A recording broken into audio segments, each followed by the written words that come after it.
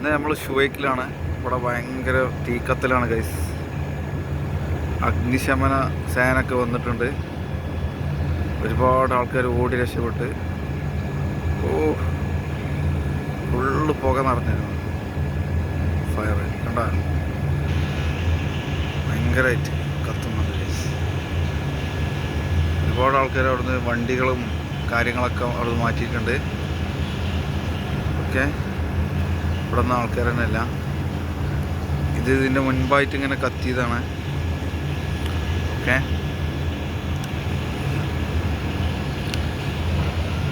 അപ്പോൾ ഈ സ്ഥലം അറിയുന്നവർ കമൻറ്റ് ബോക്സിൽ കമൻറ്റ് ചെയ്യുക. ഓക്കെ, ഇന്ത്യയിലുള്ളവരാണെങ്കിൽ സബ്സ്ക്രൈബ് ചെയ്യുക.